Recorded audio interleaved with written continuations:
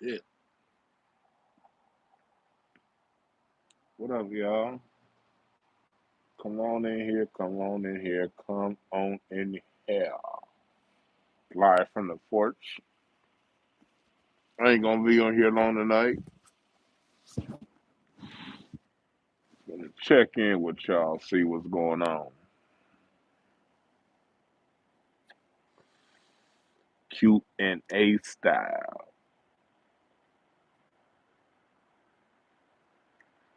Come on in here, come on in here. What's up, B Polly? Markeith Collins. Hey, Markeith, do people be screwing your name up all the time and calling you Marquise or Marcus?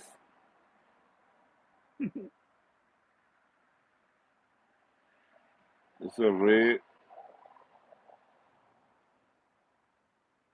So see Bessie. Good news, our Lakers lost to Boston. I want, man, as long as LeBron James is on Lakers, I don't give a fuck about the Lakers. I ain't about to sit here and watch niggas stat pad all day. I have never cared about the Lakers losing so much in my life than right now. I've never cared less than I care right now about the Lakers losing. What's up, Quan S? I have never. Man, I ain't see nothing performed by John Legend and the Roots. I'll check it out. John Legend kind of pissed me off. John Legend sings in the register of a cow's moo. Something about every time I see John Legend, I want to drink some milk. That nigga John Legend be man, nigga. Is this a goat on the mic or is this a whole nigga? Hmm. Yeah, man. Like. Yeah, I heard it was a bad. Me and the wife just got back from a drive, so that's why I ain't seen nothing. I mean, we wasn't doing shit, so I took the wife on a drive up the coast. It's a restaurant on in just north of Malibu on the Ventura border called Neptune. What up, man? If you in LA, y'all need to go to Neptune. It's on the beach. It's about 45 minutes north of Santa Monica, going up PCH, going up the coast the whole time. It's like another 20 minutes past Pepperdine. It's a little seafood spot. I was up in that mother. Me and the wife was up in that motherfucker chilling, watching the sunset over the beach. See, Lakers, man. I used to stop my whole day to see the Lakers. I used to, I used to format my whole day around what the Lakers had going on. I had to stop that shit. What's up, Doctor Sinister? Nigga, Doctor Sinister still. Doctor Sinister and Quan are like Steve Urkel and Laura from Family Matters. Doctor Sinister is like a more corny version of Steve Urkel. What's up, Mark by Smith? Kurt? Yeah.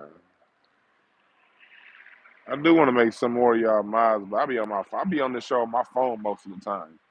I can't make nobody mods from my phone. I gotta do that shit from the computer. Well, I can do it from my phone, I think. But what y'all talking about? What's up, Mel Smith? Craig Facts, yep. 5150. Hey, I got some special news I'm gonna announce to y'all real soon. I got some dope news I'm about to announce to y'all real soon. Just make sure y'all download the Caffeine app and follow at DwannB. Follow me on Caffeine. The same app.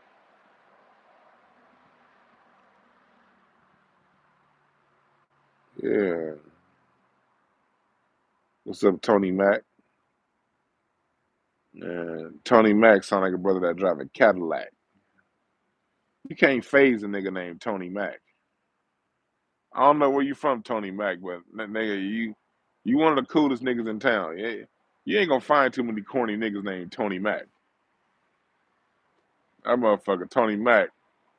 I guarantee that nigga's car is clean.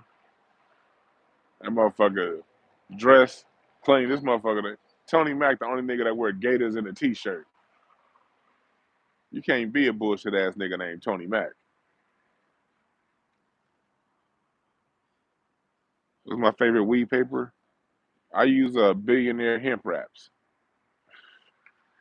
I order them on Amazon by the box. Usually I get like 2 or 3 boxes at a time. Matter of fact, I'm glad y'all see said so. It's time for me to order another box, another 2 boxes of hemp wraps. Billionaire. When do I think the housing market is gonna crash? This year, sometime between the spring and the summer. Usually, the last major crash happened in March of 2008. That was in March.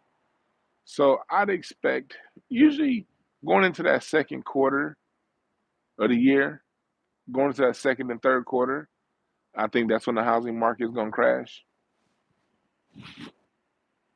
Personally, I think it's gonna be around then. And when I read my cards, when I read the cards told me around the spring, summer too. So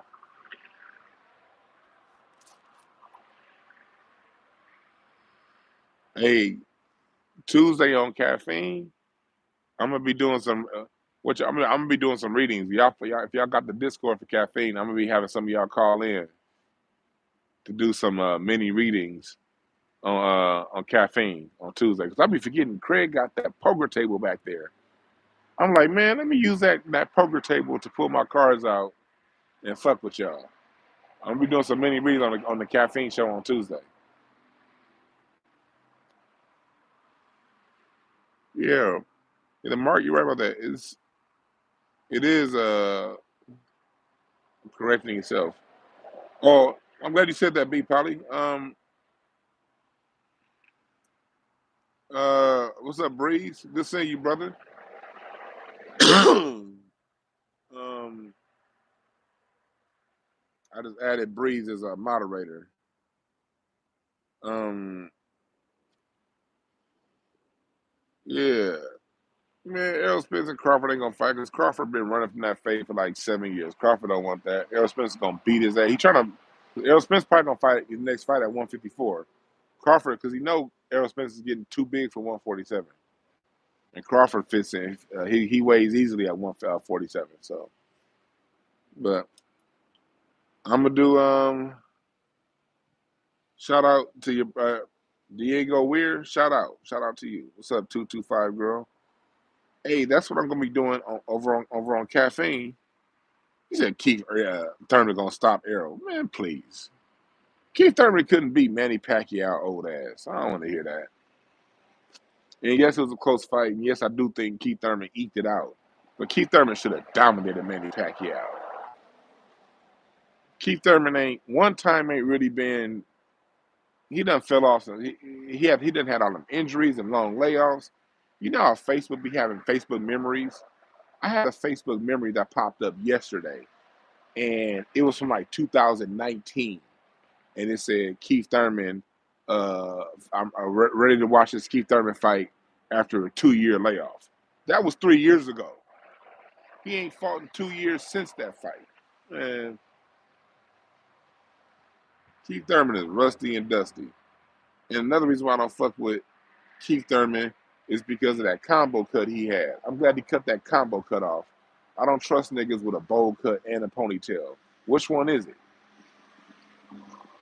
Do you want your hair shaved or long? This nigga walked into the barber, was like, yeah, let me get that 3-piece. Yeah.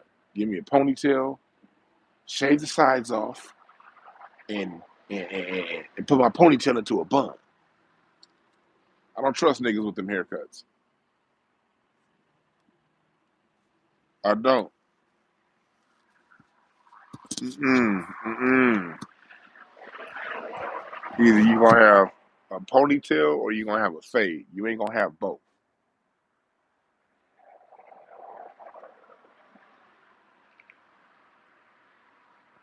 What y'all think about me covering basketball over on a caffeine show? I think I might do some live game breakdowns. Remember I was doing that last year in the playoffs? The reason why I haven't been doing it yet is because I this is the least I've ever cared about sports. Like I used to love basketball. And I used to really like football. I stopped fucking with football like that back in 2016. And now it's like I've been dealing with basketball less and less and less. But ever since they tried to go out there and lynch Kyrie and you know what it just that shit they did with Kyrie back when the season started, suspending him over that tweet, that just left a bad taste in my mouth with the NBA. And like I canceled my NBA league pass when they did that. And I'm not boycotting basketball. I just don't. It's just been really hard to really get into this season after that bullshit they pulled with Kyrie. I just like I'd be wanting to watch more games, but I just can't really find the fucks to give. But I think as the second half of the season comes, I'm gonna start watching more. So I think I might do some breakdowns of these Sunday games, like the Sunday games or the Saturday night games. I think I might start doing some live breakdowns.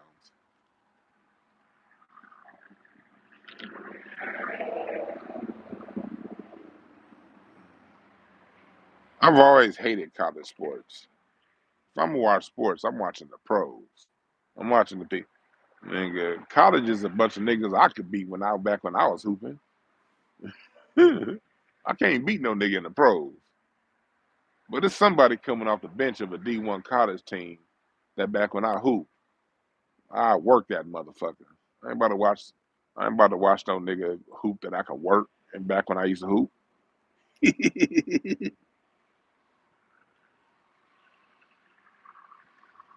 Yeah. For like football, it's cool. Like this year during the playoffs, I didn't watch those like couple 2 weeks ago.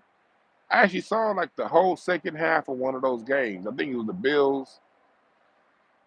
Or it was one of the Bills games. I think I watched the whole second half. That was the most football I watched since like 2016. Hey dog, Breeze, I'm with you. I love watching Duke lose.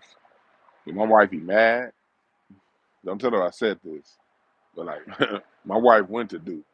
And so my wife used to be in them games and Cameron, she's one of them Cameron crazies back in the Carlos Boozer days at Duke. And when they lose, I'll be loud. I'll be so goddamn happy when Duke lose. My wife be looking at me like, I'll be like, you don't even have no Duke shit around this house. Stop it. Stop acting like you care. She'll be like, my degree say Duke, so don't be saying that shit about Duke. I'll be like, man, fuck Duke.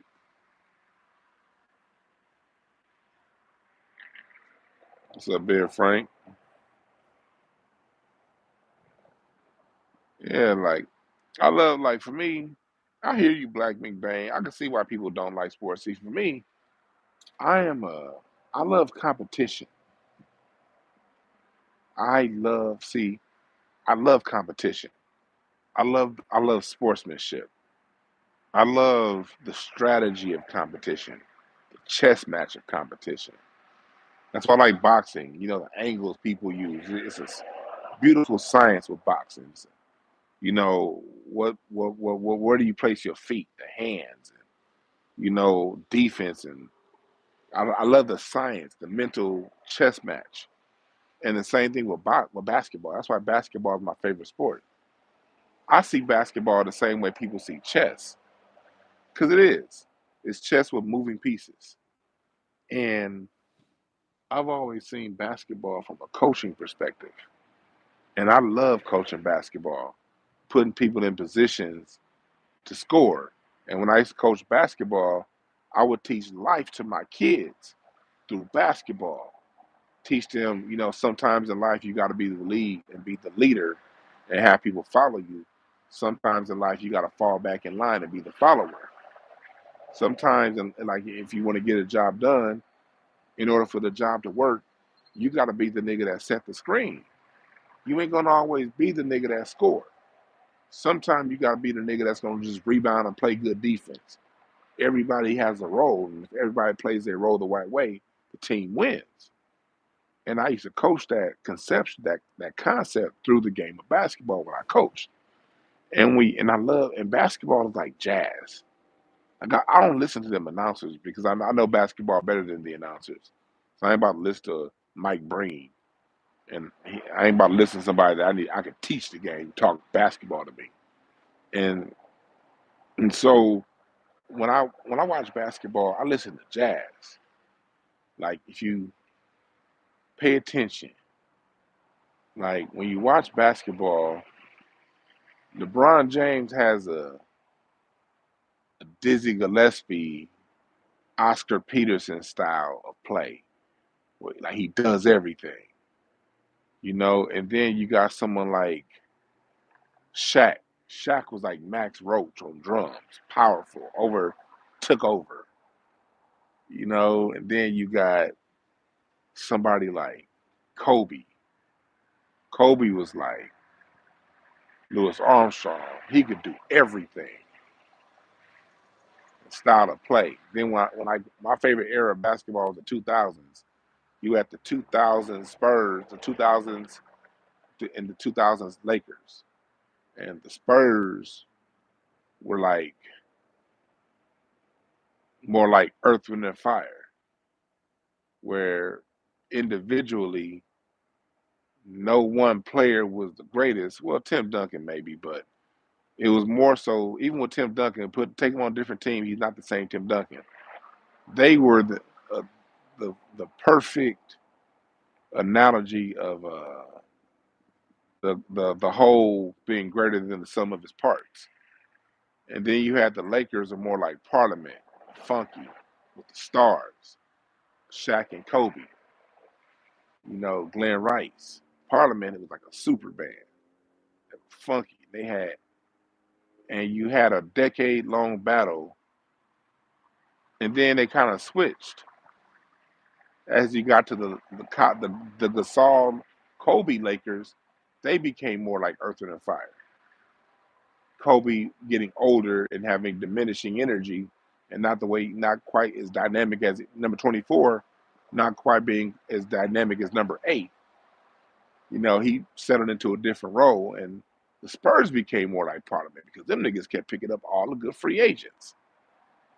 Spurs, man, got Kawhi, Tony Parker.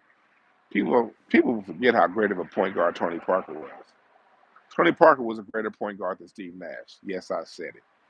Steve Nash got 2 affirmative action MVPs. Tony Parker used to murder that motherfucker. And you see the comparisons of jazz and sports, and I just love the artistry of it. But I'm also a weird ass nigga too.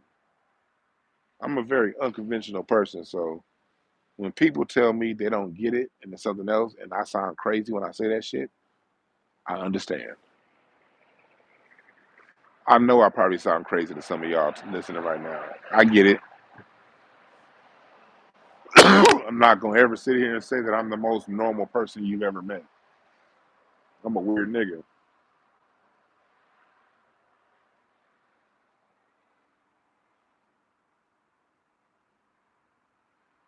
You know,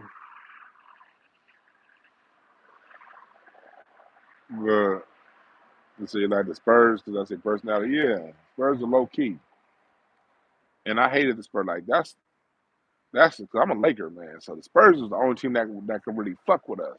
The Spurs was like the only team in the West. Well, every team was a threat, but the Spurs, man, they were the ones that would get us. You know, Spurs.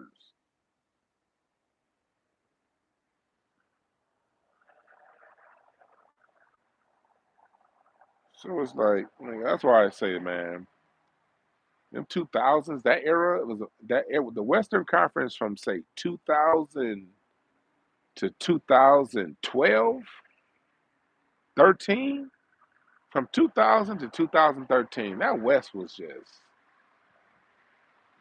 something else, especially when you get into like 2004 through like 2010. Nigga, Kobe had to beat 50 win teams to win the championship. No other player, Jordan, LeBron, nobody had to do that. Had to go through 50 win teams to win a championship. Jordan and LeBron always got an easy first two rounds. The first two rounds was a breeze. Playoffs didn't start for them niggas until it got to the conference finals. This nigga Kobe would have to come up in the first round playing a team that just had 53 wins. Like, god damn.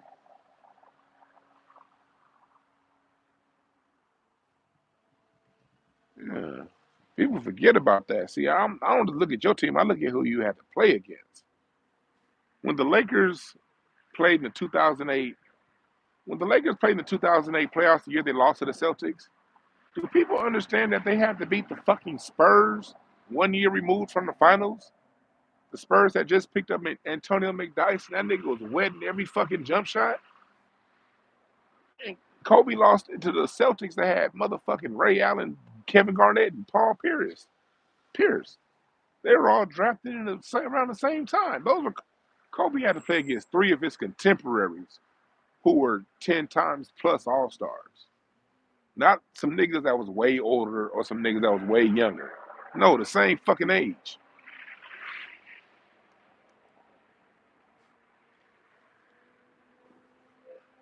That was some crazy shit.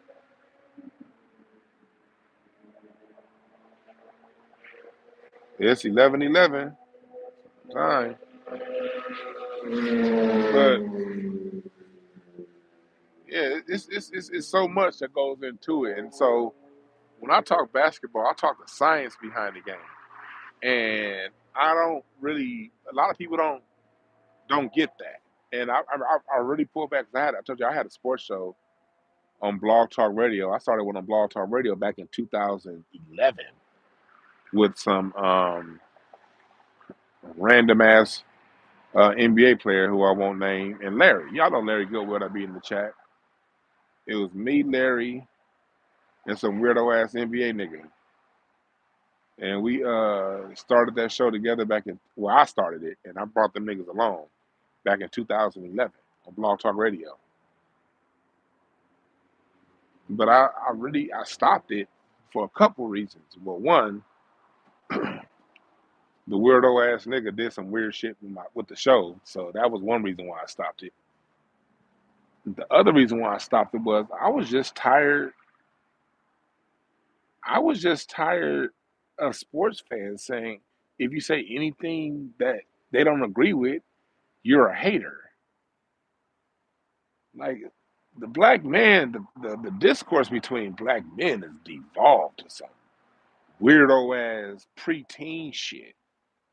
I'm not comfortable. I'm not gonna conform to that society. Like, look, just because society is shifted don't mean you gotta conform to it. I'm not conforming to discourse between men where if you disagree with somebody, you're a hater. I'm not conforming to that. Shit like that's always gonna be goober activity to me. Or if you're talking about sports and you're talking about play design and you're talking about the game, somebody come in saying, you just don't like that person. And if I don't, so what? I'm a grown ass man. Am I supposed to like men? No, I like my wife. That's what I like. That's the only thing that matters.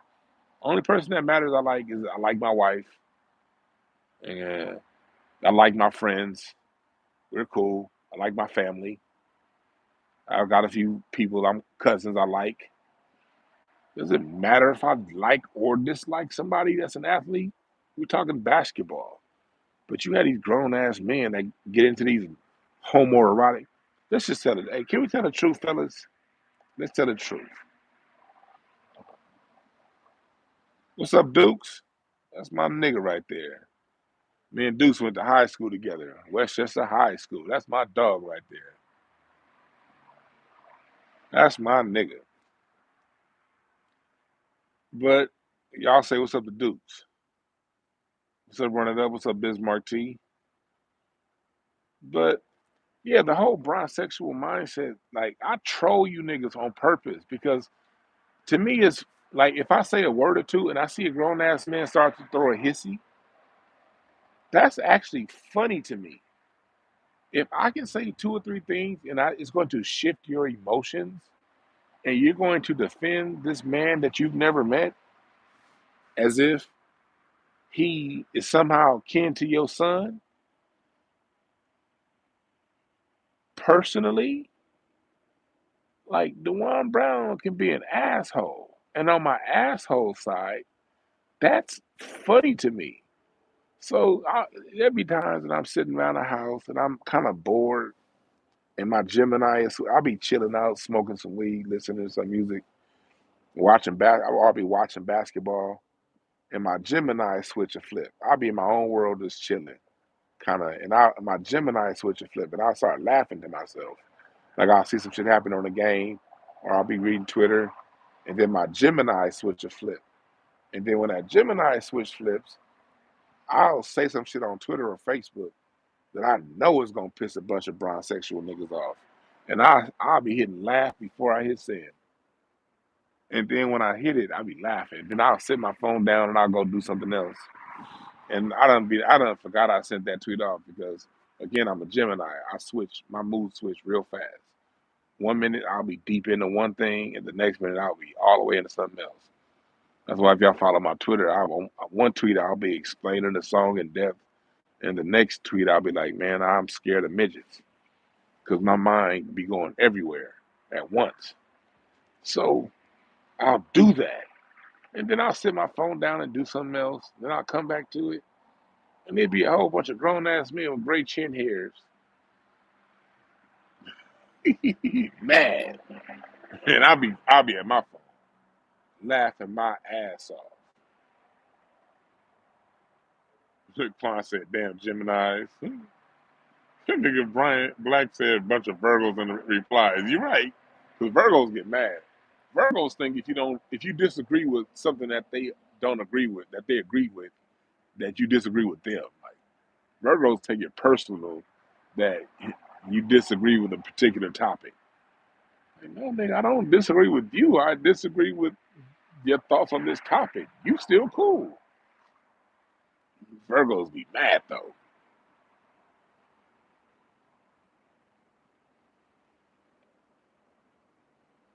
That's just be me having fun though.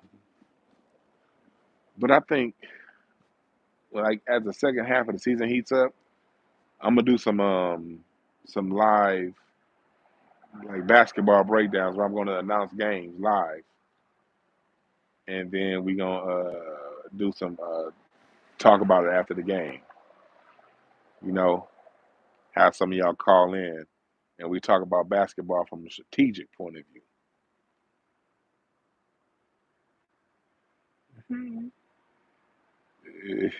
You know, Woody Humphrey said I'm a Virgo.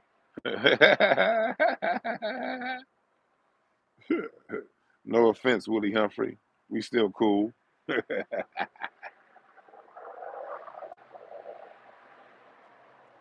But yeah, it's the emotional attachment that dudes have to these athletes that I just I just don't like. But I'm a little older now. See, back in my 30s, that affected me. As you get older, you mature. When I was doing that show the first time, I was 30, and when I was 30, other people's mood still affected me. Like you can feel a certain way, and I would allow your energy to alter my mood. That's where I was developmentally in my 30s. Remember, listeners, people listening to me, If I'm one of them niggas that be sounding wise to you, just understand I'm somebody who learned from my. I'm just somebody who learned from my mistakes, and I'm somebody who learned from you know uh, from things. If something affects me in a negative way, I'm someone who over time I'm gonna figure out a way to not let that thing affect me anymore. But when I was 30, you know what people thought, what other people would say. I may have had like a hard shell on the front, like I didn't care, but I actually did. So, and it would really, really back then, it would really bother me that grown ass men like be so emotional with people they don't know. Because also at the time mind you, when I'm 30, when I'm in my late 20s and my early 30s, I go possum. Yeah, you little motherfucker. That shit froze. Like anyway, back then, these are the years I'm going to All Star Weekend every year. I'm going to all the parties, and I'm everywhere, and I'm meeting everybody. I met everybody in the NBA that I've ever wanted to meet, both current and retired. I remember going to All Star Weekend in Vegas and just going to the old nigga party. It was one party that was like hosted by like Dr. J and like Artist Gilmore, like them old niggas from the '70s. It was at the Tropicana in Vegas for All Star Weekend 2000, 2006, 2007. I remember going to the old nigga party and then leaving that party and then going down to Tao and then I remember that's when I met Floyd Mayweather because the people I was with, they bottle service table was right next to Floyd Mayweather's table. And this nigga Floyd Mayweather, this nigga left the club at like midnight and we still there partying. He come back like at 2:30 in the morning and I didn't talk to him, but I talked to one of his boys. That was, I was like, where did Mayweather go? He was like, oh, he went to go run 5 miles. This nigga Floyd Mayweather left the club to go run 5 miles, took a shower, and came back like 2.5 hours later. That's Floyd Mayweather. This is when he was still boxing. This is around the time he fought. I think that was no, he fought Marquez later. This is around the time I think he's fighting. This is after Corral. This is just after De La Hoya. This is after he fought De La Hoya. I think this is around the time he fought Shane Mosley. Around that time. Or Zab Judah, sometime around there. This nigga left the motherfucking club at mid. We were at Tao. There go another possum. Get your ass out of here, nigga. I got a whole nature preserve near my house. I done seen raccoons, possums, skunks. The other night, I was on live with y'all about a month ago. It was a skunk that came out right here and stuck his tail up. I jumped like a motherfucker. I'm glad it was dark like it is now. Y'all niggas would have seen me with the coon buckeyes. So that skunk put his tail up, but it ran off and it didn't piss. Thank God. Cause that skunk would have got me. Cause it saw me before I saw him. I had that tail up, boy. And I was on live with you niggas. This is about a month ago. But yeah, Floyd, we at the club, All Star Weekend. Floyd Mayweather leaves the club to run 5 miles and come back to the club.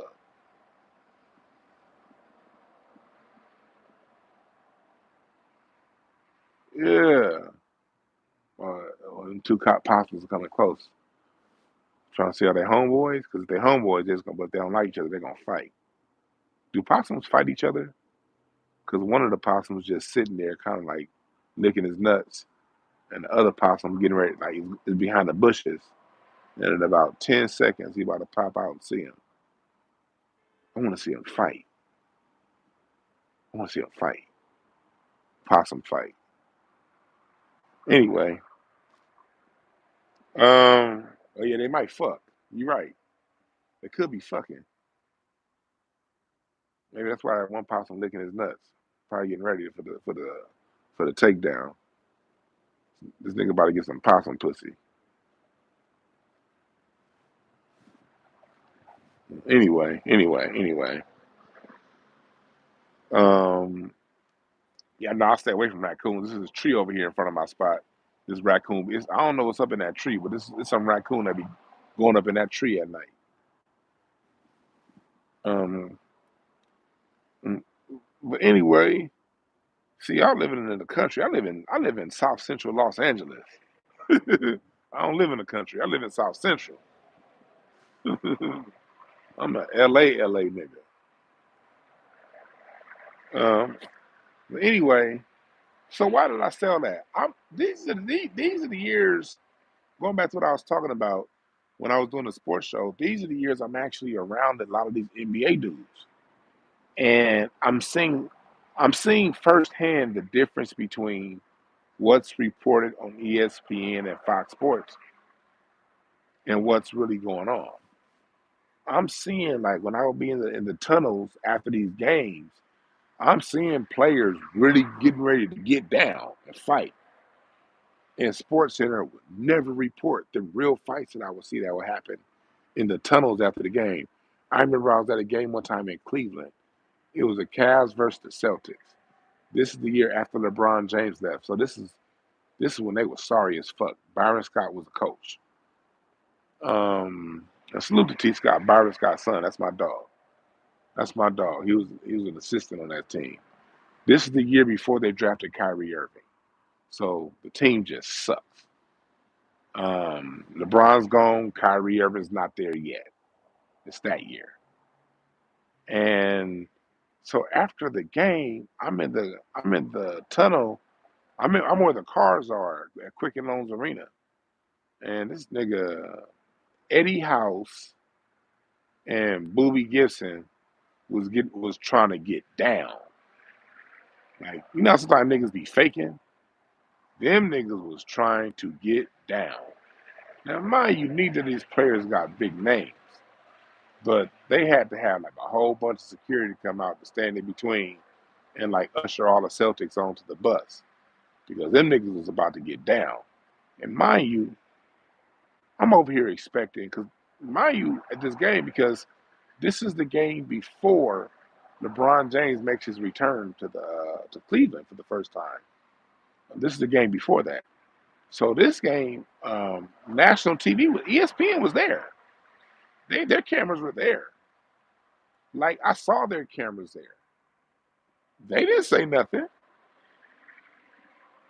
But then sometimes I would watch Sports Center, and they would just make. I'll be at the same games I would be at. They would just make up drama, and I'd be like, that didn't happen.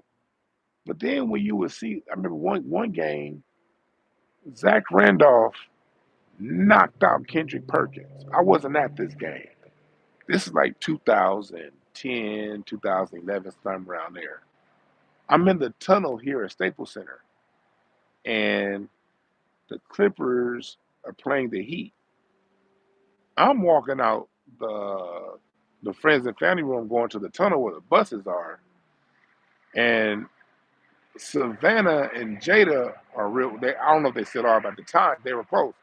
That's Jada's Chris Paul's wife. And mind you, Jada got one of the dopest Jordan collections you'd ever want to see in your life.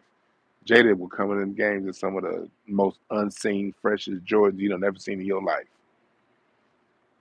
But Chris Paul and the Savannah were real cool. So, I mean, the Jada is Jada, Savannah, and Gloria. Gloria was Matt Barnes' wife at the time. No, she's Derek Fisher's wife now. By the time she was with Matt Barnes, and the women, they are we're still waiting for the players to come out the tunnel. We're in the friends and family room. We're still waiting for the players to come out the locker room, and they start getting text messages. And Savannah says, Zebo knocked out Zach Randolph, and everybody looked up like, huh? And then Jada got a similar text. And so the wives in the friends and family room where we are, they're getting text messages from the wives that were at the game, the Grizzlies versus the Celtics. And so they're getting text messages damn, Zebo just knocked out Kendrick Perkins. And then so now the players are coming out. LeBron coming out, D Wade coming out, Chris Paul, Blake Griffin. And these niggas are getting the same text messages from players on those other teams. And so it's basically like a bunch of different niggas are getting the same story, basically, from different people. Hey, how you doing? And so I go to look up ESPN that night, and on ESPN it said Zach Randolph arrested and released after game against Celtics for altercation. That's all ESPN said. Mind you, this when David Stern was still the commissioner. Like, they did not put that story in ESPN. Why didn't they put that story in ESPN? Why didn't they put the story about Boobie Gibson and Eddie House, really needing, for real, a lot of security to restrain them from fighting? Why? Because the NBA is very image conscious, and especially on the heels of that 2004 Malice at the Palace of the Detroit Pistons. The real shit that went on, that goes on, they don't want the public to know because the NBA has an image to maintain. It wants to maintain a wholesome image. So the real drama, the real stuff that will be juicy information for you niggas to listen to, they don't report. The things that they report on, the things they talk about, is usually contrived controversy, shit that they made up. Again, that's another thing I saw up close and personal. This was like 2006, 2000. Remember, like, Shaq left the Lakers in 2000 at the end of the 2005 season, 2004 season. Lakers lose to the Pistons in 2004 because the Lakers couldn't play as a unit. Shaq was mad at Jerry Buss for not offering him a new contract. Kobe has his trial on the back of his mind. So that team loses the finals. Shaq is traded. 2005, 2006, LA, really 2005, LA couldn't stand Kobe. And it was nothing but negative stories about Kobe. Even me, I was like, man, Kobe this, man, Kobe got Shaq traded. They really ran a number on Kobe because at the end, mind you, this is Kobe.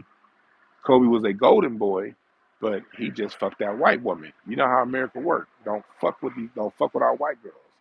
She accused you of rape, that means you did it, nigga. You know? So this is those years. So it's nothing but negative stories about Shaq's gone. Nobody wants to play with Kobe. Can Kobe ever win a championship? Nobody wants to come to LA and play with Kobe. Kobe's a bad teammate. Kobe this 2005, 2006, that was the only stories you heard about Kobe. If you were a basketball fan in that era, press the number one if you know what I'm talking about. They didn't write nothing positive about Kobe after that rape trial and before he won that championship in 2009. That whole era, you didn't see nothing positive written about. Kobe scored 81 points, and all you heard was him on TV saying, well, you didn't have any assists. Well, the nigga would have had 7 assists if Kwame Brown could catch a fucking pass, or if Smush Parker or Luke Walton could hit an open shot, Kobe would have had 12 assists. But them niggas bricked everything. But when Kobe scored 81 points, all they did was talk about the fact that he didn't have no assists. And what is this going to say about his teammates? I remember when Kobe scored 62 and 3/4 against the Mavericks and sat down the fourth quarter, Bill Simmons was like, why did Kobe sit down? We already don't like him. Did he think we're going to make him, we're going to like him more because he was humble enough to sit down? He should have kept going. It was like no matter what Kobe did, it was negative, negative, negative, negative. And so me reading the press, I'm believing half the shit that I read. Nigga, so I start going around and I'm around the players. And when I'm around the players have nothing but reverence for Kobe. These are the years that ESPN and Fox Sports, all they can say is nobody wants to play basketball Kobe. Kobe's a bad teammate. Kobe got Shaq run out of LA. Kobe this, Kobe that. But I would go to UCLA to the men's gym to the weekday workouts, and the like when Kobe would name would come up, I'm listening to people like Baron Davis and Kevin Garnett. Just not, I'm not really kicking it with them like that. I'm just picking up on the conversation. We all in the same circle, and then they all talking. And I'm just picking up on game. And when Kobe's name come up, the players like, oh shit, Kobe. And I'm scratching my head like, hold on, hold on, hold on. Every time I watch First Take, back then it was called Cold Pizza. Every time I watch PTI, it's a negative story about Kobe. When I listen to the players talk, it's something different. When I knew it was all a scam was 2008 at the All-Star Weekend in New Orleans. This one, it really hit me that, man, this is the moment. You know, sometimes y'all had that moment to where, you kind of been noticing some bullshit going on, but you can't quite put your finger on it. You don't quite know what it is. This is when that moment when it hit you. It hit me. I'm in the elevator. This is after the All Star game in New Orleans, right? Funnest All Star game ever because a lot of people didn't want to go because that was right after Katrina. And remember, New Orleans, the murder rate was crazy in New Orleans back then. So a lot of people didn't want to go to New Orleans for All Star weekend. So it was a lot of space. That All Star game, I was at that game, and y'all know Jimmy. For those of you who watch basketball, y'all know that guy Jimmy Goldston. He's the if for he it's a white Jewish guy that dresses real weird. He always wears like cowboy hats and like these rhinestone jackets. His name is Jimmy Goldston. And he's always like sitting courtside when you see those games. When you see like the Sunday primetime game, it's always an old white man sitting courtside. Person number one, if you know who I'm talking about.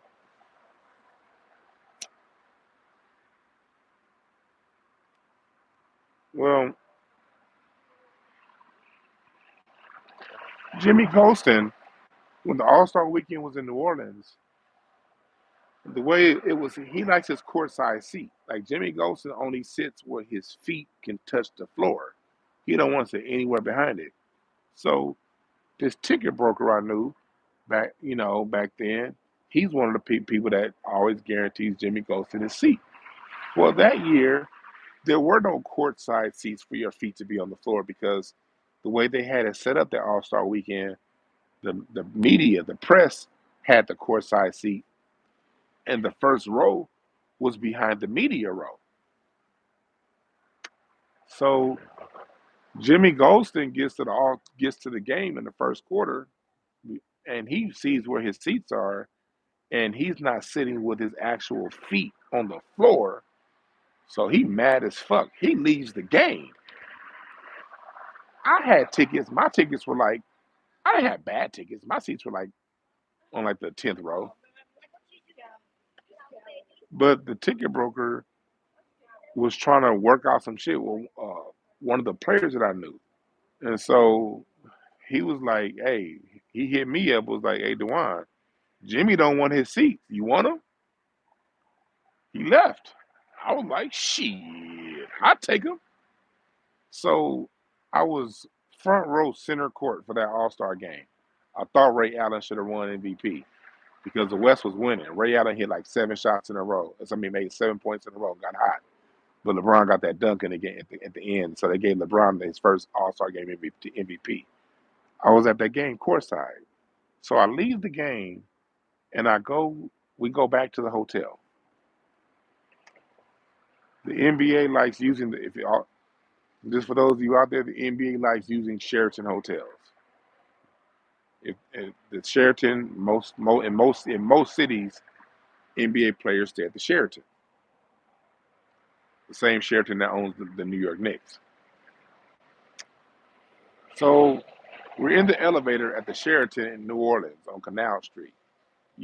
Quan, you from New Orleans? You know what I'm talking about? The high-rise Sheraton on Canal Street, New Orleans. We get in the elevator, and in the elevator is me, a couple other players, and Brandon Roy. And this one it hit me. We're going up in the elevator, and it was somebody's agent. I don't know who it was, but the agent asked Brandon Roy, how was it in your first All-Star game? And Brandon was like, I was nervous, but what stopped me from being nervous before the game, he said, he said during timeout, he said, Kobe saw I was nervous. He said, and Kobe came to me and said, look, man, if you get the ball, shoot it. Fuck these niggas. He was like, it's All-Star game. These games don't count. This is where, as a young player, he said, when you young, All-Star week, All-Star game is where you make your mark on the league. Shoot it every time. And then Brandon Ward was like, shit, when Kobe told me to shoot it, shit, why not? Mind you, this is the year Kobe didn't play that year because Kobe's hurt his finger. This is the year that the Lakers lost to the Celtics in the finals. And part of the reason why they lost to the Celtics is Kobe played that whole second half of the season with a torn finger. Kobe tore his finger like 2 weeks before All-Star weekend. He tore a ligament in his finger. He ended up not getting surgery and played the rest of the season out on that torn finger. But he missed the All-Star game. But when Brandon Roy told me that, and not me, everybody in the elevator, and then we walking down the hall together, that's when it hit me. I had been hearing all these stories on TV negative about Kobe. But every single time I would listen to a player talk about Kobe, they talked about him the same way fans talk about Michael Jordan. I'm talking about Kobe's contemporaries, his players. This is 2000. This is before the last two championships. This one Kobe still only had 3 championships. This is before he won them last 2.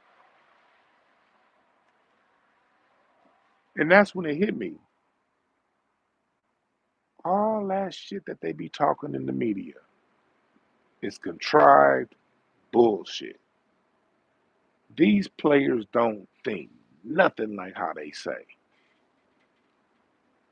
What really goes on and what they report are 2 different things.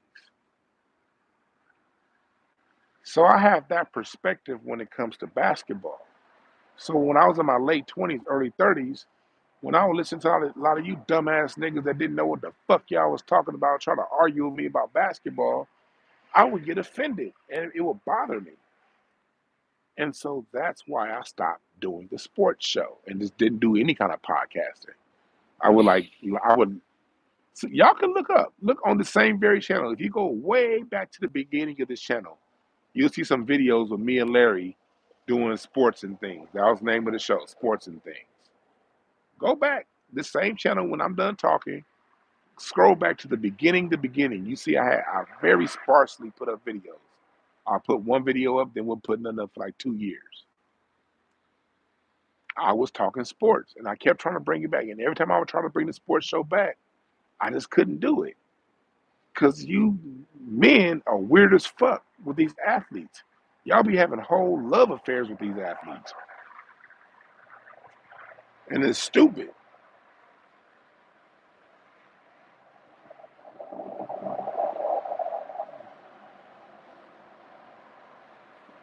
What's up, Pete Rothstein?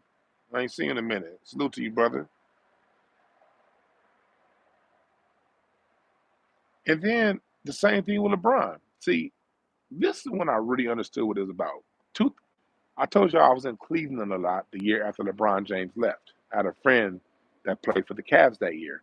So again, this is the year before LeBron came, the year after LeBron came, and the year before Kyrie came. And I was around a little bit Kyrie's rookie season. When I was in Cleveland, I don't know if I told y'all this story. I don't think I told y'all. I may have told y'all this story. But I don't think I told. But so let me just tell it to you anyway. When I'm in Cleveland, mind you, this year after LeBron James left, so the people who are around had to deal with the fallout of LeBron leaving. So I'm gonna start off by saying a lot of people who were talking. I'm gonna first give a disclaimer. Some of the people, like I talked to some people who worked in the organization, like some of the ball, like towel people, and because I would go to practice and I would just hang around some people and listen to them talking, then like other players, and then like their family members. They were like, I remember when I was talking to one of the guys that was there, and he was like, yeah, when LeBron left, they basically changed the whole rule. They changed a lot of the rules, a lot of the freedom, because they felt that they gave him too much freedom. And I remember talking to one of the assistant coaches. No, I was talking to the assistant coaches and one of the players. I'm not gonna mention the player's name because I don't know if he wants his name mentioned. I think he's an assistant coach now in the NBA. So I know how the NBA is. They don't. It's a very hush mouth environment. You don't really let too much get out, and that's part of the reason why I don't really drop too many names when I talk about my NBA stories, because a lot of these people are still looking for jobs in the NBA, and it ain't gonna be no video I put out that stop another black man from making money, because I want to be so I don't. That's the reason why I don't give you guys names for those of you, but people who know me personally, and it's enough of you niggas who do. Y'all see me, y'all know. Anyway, back to the story. So when I'm in Cleveland, I'm talking to one of the players, and he was like, Mike Brown kind of got done dirty. Like Mike Brown got fired, but didn't deserve to get fired because he was like, they were like, man, LeBron would never listen to him. Mike Brown would draw up a play, and LeBron would be like, we ain't running that shit, and run his own thing. He was extremely disrespectful to Mike Brown, and and when Mike Brown called out defensive assignments, if LeBron would be the one slacking, he would be the one to cuss you out. I'm hearing all these stories. So some of these players, I get it. On one hand, they kind of bitter because LeBron left. I'm gonna give them that. So maybe some of the stories that I'm hearing comes from a certain level of bitterness because of how LeBron left Cleveland. But nonetheless, they're telling their perspective of playing with LeBron and coaching LeBron and being around LeBron. And so I'm talking to another player, and he put me up on game. And if I'm lying, I'm dying. I expect y'all to go back and just watch how LeBron plays for yourself. Even now with the Lakers. He said that, say Boobie Gibson was rolling. Boobie hit like, you know, 8 straight points, and now Boobie got like 12. And he said LeBron would always check the stat sheet, and he would look and see who has how many points. Because he always wanted to make sure he had the most points and assists. So if you were rolling and we at halftime and Boobie got 18 points, you basically can expect LeBron ain't passing Boobie the ball no more. Now, if you Mo Williams or if you one of the other players, Eric Snow, you may get the ball because now he gonna let you get off. But he ain't about to let this nigga get 30 points. He gonna start passing the ball to somebody else. And then LeBron, he's like, yeah, LeBron will see he has 12, 13 assists, and then but he may only have 11 points. Then he be like, the player was basically like, you can look at the stat sheet and you know what LeBron's about to do next. If his assists were high, his numbers were low, he about to take the next 10 shots. If his points were high but his assists were low, he about to pass the next 10 times down the court. He was always about looking at his stats. And when it came time to win, the player was like, nigga, he passed me the ball. And he's like, man, I'll be like, nigga, you've been dominating the ball all game. Now, when it comes time to win, you want me to bail us out? Like, I'm down to shoot the ball, but damn, this is what like certain players were saying about playing with LeBron. And mind you, again, I'm in Cleveland the year after LeBron leaves, so maybe some of these players were just bitter. But these are the stories that I'm hearing with my ears firsthand.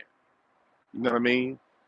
And I'm listening to these stories from players that played with him, and this is when Antoine Jameson was still on the Cavs. And I didn't talk to him about much, but I'm hearing these stories from people that worked within the Cavs organization and people who were teammates for him. Anderson Varejao was still the team. You know what I mean? And then I'm hearing one of the other players was like, man, this nigga's fake as fuck. When he's new, when he's new, he your friend, y'all calling. He's like, when that nigga left and went to Miami, he's like, this motherfucker don't. He said the minute he made that decision, he stopped answering my phone calls, stopped returning my text messages. And I heard this from like 4 or 5 different players on the team because people was kind of talking before the game, the night before the game, because we all went to the club. like not 2 nights before the game, they played against the Celtics. We went to the club that night, 2 nights before the game, and I'm listening to some of the players talk, and and so again, I'm getting the perception. I'm like, man, this nigga ain't nothing like what they portray in the media. The media say one thing, but again, the players are saying something else. So I'm seeing all of this shit unfold firsthand. I'm not having nobody tell me these stories. I'm listening to the people involved. I'm seeing these moves get made in front of my very own eyes. And so that's the knowledge, the level of knowledge I was taking into my sports show. And when I had the sports show, I was still deeply immersed in the environment at the time. This is before, when I was doing Blog Talk Radio, this is before I stopped being going around. This is before I got married. And like, this, I'm in the house now. I don't be out like that no more. I live those days. But when I had the sports show, I was still doing those days. And it was like, you know what? These grown ass niggas is hoes. And that shit used to stress me the fuck out. Listening to niggas argue with me. I would literally, sometimes I would tell stories of games that I was at last night. And I'll have a nigga that watched the Sports Center highlight try to argue with me. And I was sitting on the third row behind the bench. I could hear the play the coach called out from my seat. And I get these niggas arguing with me. That's when I stopped really, that's when I backed off from sports talk.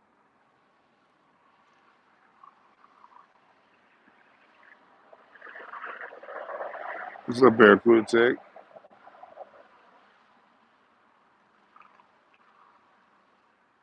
Mm, yeah, I got a text. But yeah, y'all gotta, what y'all talking about in the chat room? But again, that's as you get older, you learn how to not let things, bother you. You learn how to not take things personal. You learn how to grow. You learn how to separate yourself from things. That's been part of my life, my journey through my 41 years. Is learning how to put space between me and my experiences, my interactions.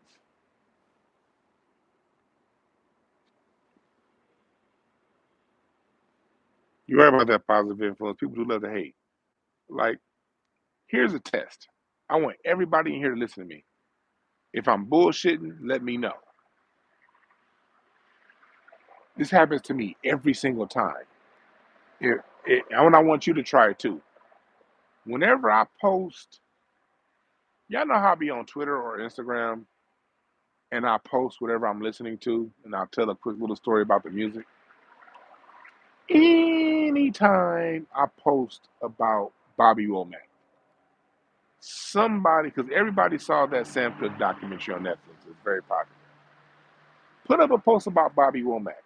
I guarantee you somebody's going to come in with something that they heard in that documentary. I don't like Bobby Womack because what he did to Sam Cooke's wife. I'll be like, every God. It's like no matter, it's like certain people when you talk about them, niggas, whatever little bullshit gossip they seen in a documentary or heard in a Vlad TV interview, that's the first thing they want to hear about somebody, say about somebody. You can't name two Bobby Womack songs, and the only Sam Cooke song you know was a song that played in motherfucking Malcolm X. But you know all about Sam. Oh man, Sam Cooke is way he did Sam Cooke's wife. You don't give a fuck, nigga. That's just some gossip you heard, and you want to be the first nigga to say some motherfucking gossip you heard from a documentary. I guarantee y'all right now, go make a post about Bobby Womack. It's gonna be somebody on your Facebook friends list or your Twitter list. The first thing they gonna say is, "I don't like what he did to Sam Cooke's wife." Nigga, any nigga that tell me that, I'd be like, okay, yeah, without using Google, name 3 Sam Cooke songs.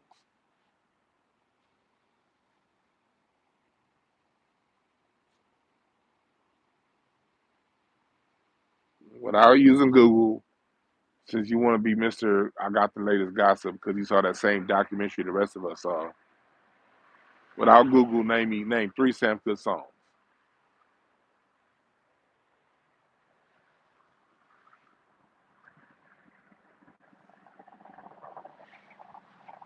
Yeah. People love the gossipy shit. And that's what basketball talk has become. Sports talk, Sports Center, Fox Sports, that's all become gossipy. Put it like this. Sports for is the sports is the chatty patty teen girl, what do you talk show for the man, for the male.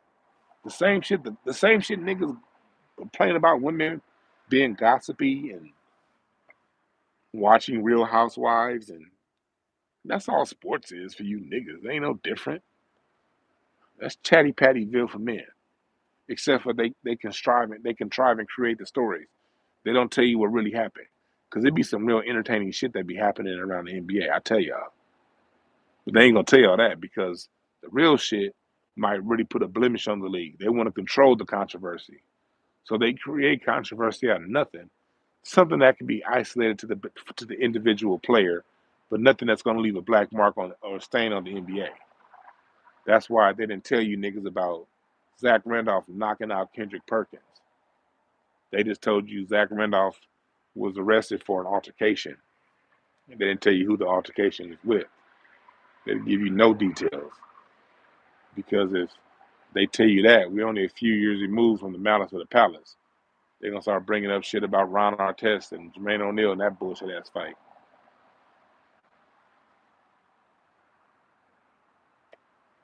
It's all contrived. It's all contrived.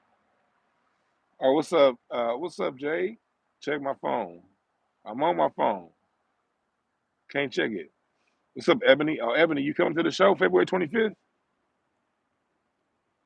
And get your candles with Jayla. LikeTheMood.com. We Smoke 22 is your discount code. And yes, I have my live show. The same thing I'm doing with y'all live right now, talking, going on rants. I'm gonna do this shit live February 25th here in LA, but I'm gonna make it real funny. And I'm gonna be asking y'all gonna be asking me questions, and I'm gonna be riffing, talking about shit, interacting with y'all live on stage. I'm gonna be interacting with y'all live on stage. And then I'm gonna have some funny motherfuckers coming up. I'm gonna have Slink come up on stage. I'm gonna have Larry come up on stage and crack his jokes, and Kamir White. I don't have a whole bunch of comics, just a few comics that's funny as fuck.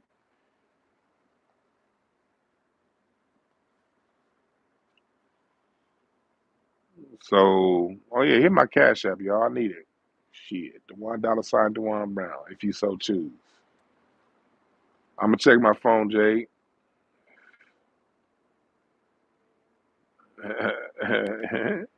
It's probably a question about the cards or comment.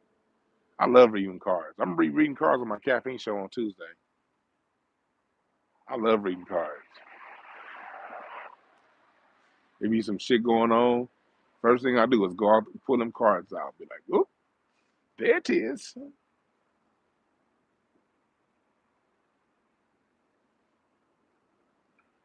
Tyree Nichols and Brown Tory had the same birthday. 6'5". That means they were a spade. 'Cause my grandmother's 6'7". What spade are they? Because 6'5" is one. That's a spades day. I just don't know what spade that is, Jade. What spade is that? Yeah, Larry is funny. And Larry, at my live show, Larry's gonna be on the mic too. Larry's gonna be the one handing y'all the mic at my live show.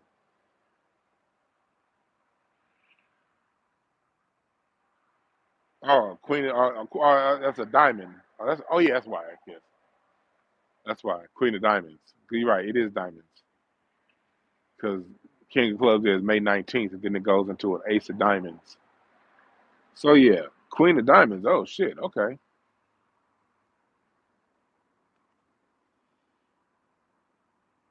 Queen of Diamonds. I gotta read the weekly spread. See where I'm gonna find the death. I haven't pulled up the spread, but the way he died, I can almost guarantee a five of spades was somewhere in his spread. Either his weekly spread, his yearly spread, or his 7 week spread. He had a five of spades somewhere in there. It's probably in his Mars or in his transformation. I'm gonna pull that up, Jade, and I'm gonna send it to you. But I'm just throwing it out there.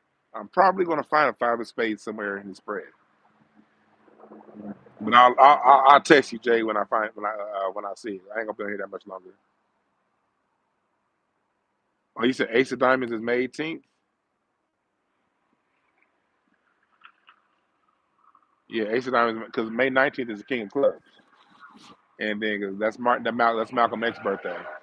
Then it goes down. Okay, yeah, but usually when someone suffers a violent death, they have a five of spades in that spread. Five of spades is the card of a violent death, but usually that violent death comes after they fulfilled their purpose in some sort of way. Michael Jackson had a five of spades in his death cards. Kobe had a five of spades in his death card, and I mean in this spread. Nipsey, Kobe, Michael Jackson, Nipsey all had a five of spades in their cards when they died, and they all died tragic deaths. But the Queen of England also had a five of spades in her card in her spread when she died. So that makes me wonder: did she die naturally, or did they be like, "All right, old bitch, you're out of here"? I don't know. Because usually if somebody dies a non, if someone dies at an ace of spades, if they have an ace of spades in their card, that's usually sort of a more peaceful transition. A five of spades is a violent transition. So that's one thing about reading. That's one thing reading cards can do. Cards can not only tell me what's going to happen, it tells me how it's going to happen. But I don't ever look to predict death. Let me tell you that shit right now. That's some shit that I do not do. Because that same five of spades in your spread, that's also a very beautiful card to have. Just say you've been working on something and shit ain't been really going your way. If you got a five, if I'm reading your card, your 7 week spread or your yearly spread, and say you have a five of spades in your reward or your transformation card, and you've been like working towards something. If you got a five of spades, that means you're about to have a breakthrough. You're about to have a change for the positive.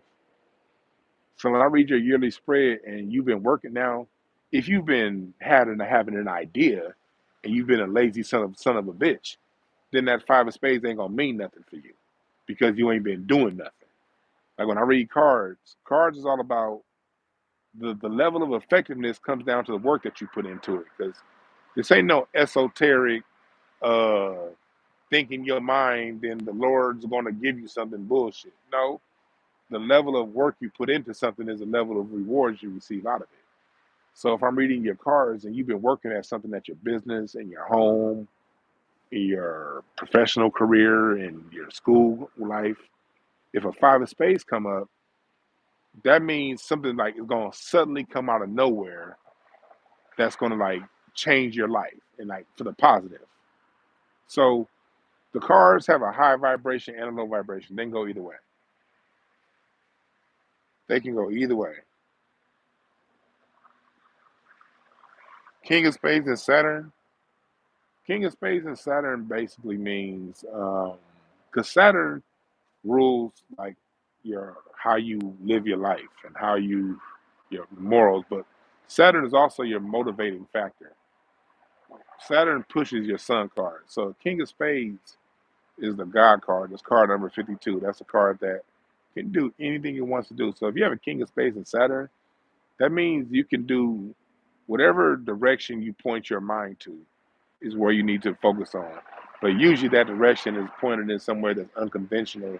That if you ask your friends about it and tell somebody else about it, they're gonna look at you like you're fucking crazy. And so usually when people tell people their ideas, that's why you don't tell people your ideas. You tell people your ideas if they ain't up on game, if they ain't smart enough, they gonna look at you fucking crazy, and you'll not move forward because King of Spades is all about perfectionism. And if the King of Spades don't see it as perfect, that'll stop them from moving forward. Whatever vision, whatever goal you have, you got to do it. If it's strong in your spirit, you got to follow through with it, and then show people once it's done. That's what King of Spades and Saturn mean. So, yeah. You said Carmen. Who's Carmen, Quan? You said she had a nine of spades.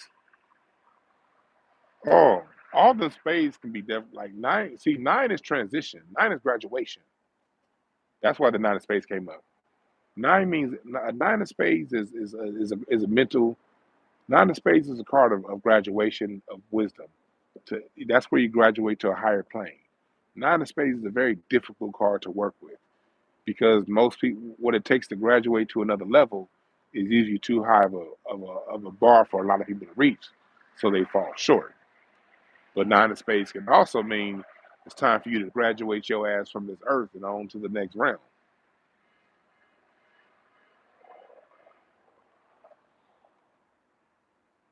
Yeah, them cards, man. When I get my Discord going, I'm we're gonna have more intense conversations on this because I'm gonna start teaching some of these card stuff to y'all um, on my Patreon Discord. Or I'm gonna do a class, and then people who sign up for my class will be put into the Discord group. Uh,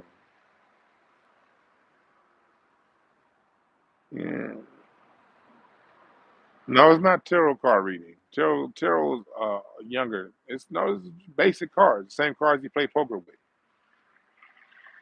It's reading the same cards you play Go Fish with, the same cards you play, you know, ID Clear War and Blackjack. It's a whole. People don't know that card, those cards. Why do you think the house always wins in Blackjack? People see when it see the cardology is like it's simple questions we can, if anybody who ever thinks cardology is crazy, just ask yourself a few simple questions. How can Vegas, Macau, all these places, these Indian casinos, how can they build these lavish casinos and hotels off of cards? What is it about cards that guarantees the house always wins? Have we ever asked ourselves that question?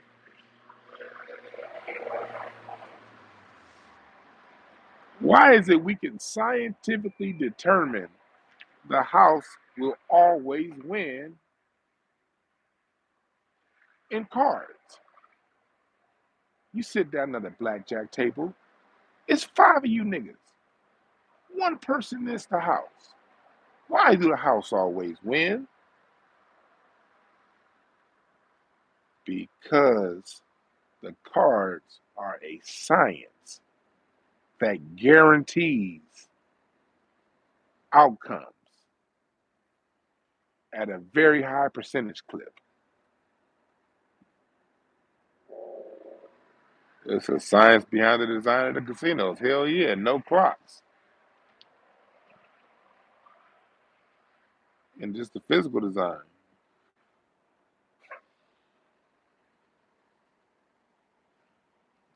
Cards, hearts, emotions, fire,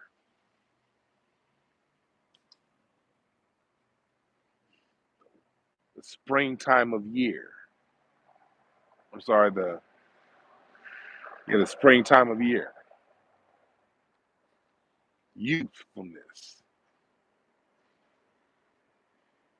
the clubs, summertime of year, mental, air element, talking, thinking, diamonds, earth element, values, core beliefs, materials, spades, wisdom, winter time of year. It's a whole science behind them cards.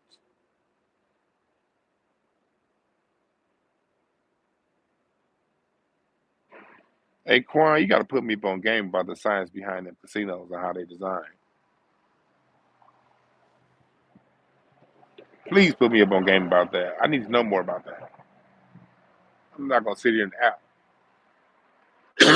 I know about the no clocks and some. I know a little bit about why they paint the walls, but outside of that, I don't know. You said Breonna Taylor in transition 26, Tyree at 29. 26 is the last year of your Mars years. I mean, of your Venus years. 29. That's crazy.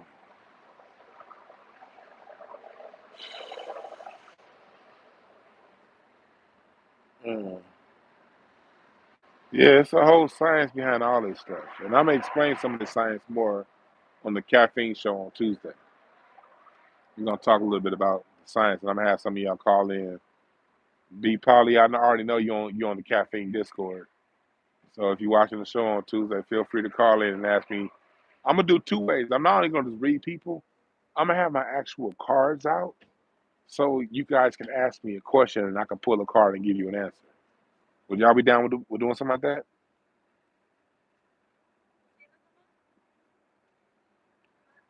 That's another level of my cards I'm gonna be start doing with y'all online, where I just pull my actual cards out and you guys ask me a question and then I'll answer it based on whatever card gets pulled.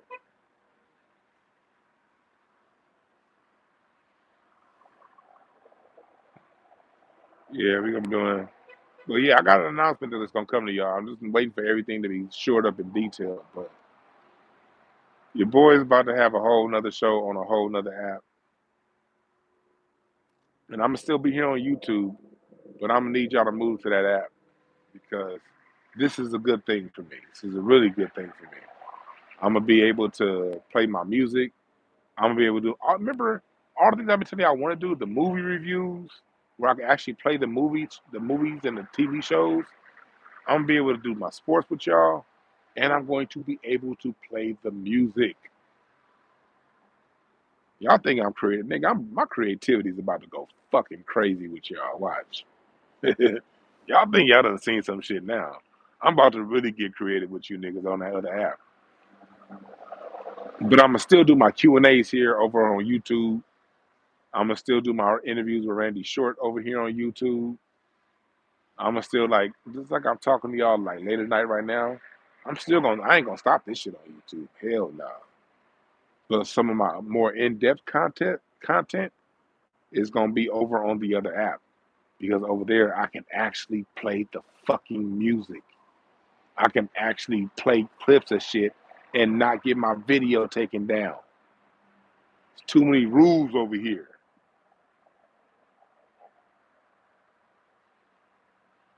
There's too many rules over here. On the other app, I can actually do shit and the videos won't get taken down or struck. And you'll get your fucking notifications. And I'm gonna need y'all to join my Discord. I kind of jumped the gun with y'all a little earlier. Don't join Discord yet because my app guy who's developing it, he was like, "Yo, you got people signing up, and I still haven't assigned the roles." So he still got to do his part. So I'm getting in the Discord on the other app that I'll be on. You'll be able to FaceTime in through Discord, and yeah, I got my studio revamped. I got it revamped about a month ago. I just ain't went live with y'all from it because I'm waiting to go on the other app over there to premiere my new studio for y'all. What up, S Rep? But yeah, these cars, man, these cars. I had a reading last week. Somebody came to me and did the relationship reading, and he wanted to know more about this chick he was with. He was because the dude is just getting with a new girl. He likes her, but you know how it is. Something ain't right. So he come to me for a reading. And salute to the fellas. A lot of men are into the readings, and a lot of men y'all be hitting up Kendall, the hypnotist, and hit y'all. Kendall's helped a lot of brothers out. I want to say much love and respect to the men out there because the women have always been open to the mental side of the game. What I'm seeing is black men are really open to the mental side of the game now. So I want to salute y'all. For real, brothers, for real. I mean that. Because we know we fucked up. And when you know you fucked up and you actually take the steps to do something to fix it, man, that's all we can do. That's all we can ask for. Because you ain't going to be perfect overnight. But if you keep taking them steps to get better and keep stepping, one day you're going to step on into where you want to be. You dig what I'm saying? And so salute to all the fellas out there who are really taking their mental real serious and taking the steps to tighten that up. But his brother hit me up and wanted me to read this new situation he in, right? So I pulled a combination card, and the combo card was a jack of spades. I was like, no, nigga, this shit's not gonna work. It's not gonna work. It can work as a jack of spades. It can, if you're willing to put in the work, and it's gonna be a whole lot of work because jack of spades relationship combo. That means they they it's an immature. Any jack combination card is a bad kind of romantic relationship because somebody's jacking around. Somebody's not taking the relationship serious. So then I pull. Um, so then I pull. Hey, Breeze Omega, remind me to come back to the King of Diamonds. Remind me to come back to King of Diamonds, Breeze Omega. I'm gonna hit on that point when I finish this point. So the Jack of Spades combo. So then I read that point of view card. You can read a point of view card because how I read the card, quick little game, and I would talk about this in when I do my class. But a combination card is when I add your card to that person's card. Every card is assigned a number 1 through 52. And so if I add my card to your card, that's the combination card that you have for a relationship. So say a person I'm a King of Clubs. King of Clubs is a 26 card in the deck. Say somebody is a 4 diamonds. The 4 diamonds is the 30th card in the deck. 26 plus 30 is 56. Anytime you go past number 52, you subtract it by 52. So 56 minus 52 is 4. The 4th card in the deck is a 4 of hearts. So if you have a 4 of hearts relationship, that's a great relationship because 4 is all about balance and hearts are all about emotion. So a 4 of hearts relationship is a relationship of emotional balance. So, but not to say it's going to be perfect because you can still have a bad 4 of hearts relationship, especially if one party is not grounded in themselves. The thing, balance requires both people be strong within themselves. So if one person's strong and one person's weak, a 4 of hearts relationship can go bad. So it's not as if the cards have the extent of how a relationship turns out within the cards comes down to the extent both parties are willing to work on themselves and work with each other. The only thing I can do with the cards is tell you the probabilities and tell you what's going on.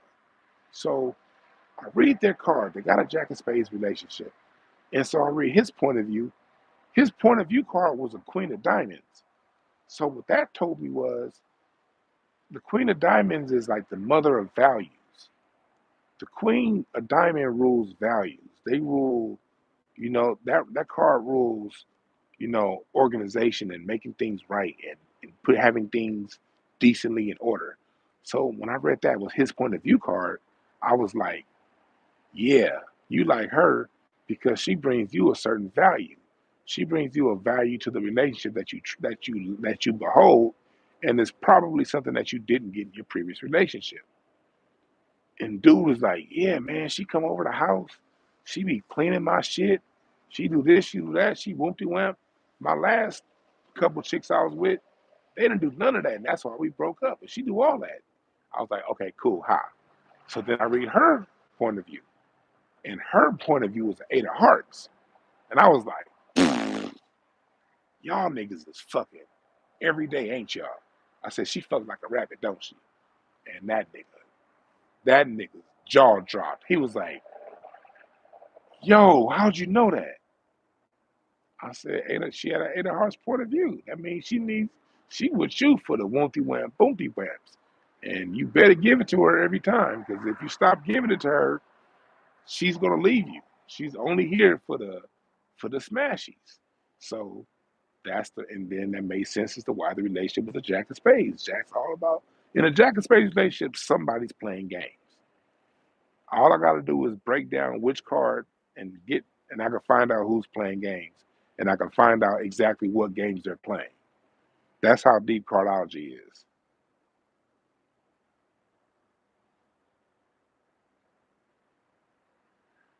That's how deep cardology is. Not only can I tell you games are being played, I can tell you who's playing the game and what game they're playing. And then I can also tell you where the point of conflict is. But not only where the point of conflict is, I can also tell you the resolution to the conflict. Usually, by the time I get to the resolution cards always come down to how willing both parties, how much energy and effort both parties are willing to put in the solution. And usually, one of the two parties is not willing to put in the energy as the other party. And that's why the relationship breaks up. Again, even a bad relationship card can still work. And just like if both people were to put in the work, it's just a level of work is a level of work most people aren't willing to put in for somebody else. That's how deep cardology is. Shut up, Kurt. You a fool. You niggas are always gonna say some ignorant ass shit.